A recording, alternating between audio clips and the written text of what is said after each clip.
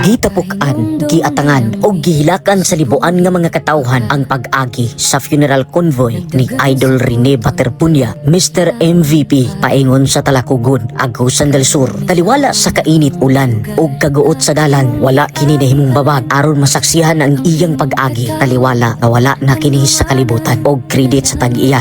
Aning mga video clips nga kuha gikan sa mga netizen. Tungod niini, ginasing-kasing nga nagpasalamat ang pamilya ni Baterpunia sa tanan nga ni suporta og nilang pigit sa ilang kasubaanan sa kalit nga pagkawala sa taong duday dakong pangandoy, dili lang sa kaugalingon kundi sa tibuok nining pamilya nga mahawas gikan sa kalisdanan nga nasertian.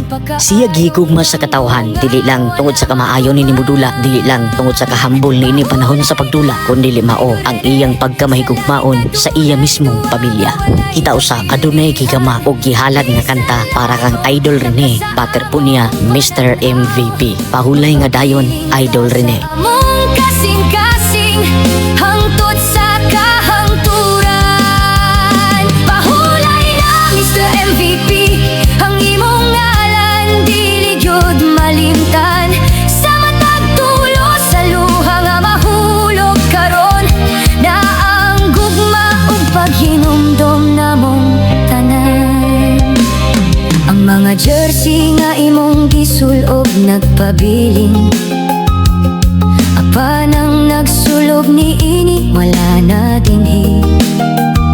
Ang imong pamilya nagsubo sa imong pagkawala, nangandoy nga unta damgura kining tanan. Ang imong mga kauban nagtanaw sa langit, nangutana nganong sayo ka gikuha. Apan tingali adunay mas dakong plano nga kami dili pa makasabot karon. Ay na Idol Bobet, ikaw sa imong isayagan sa imong talento. Sila nagatang sa dalan ug nagtan-aw sa imong sayo nga pagkatulog.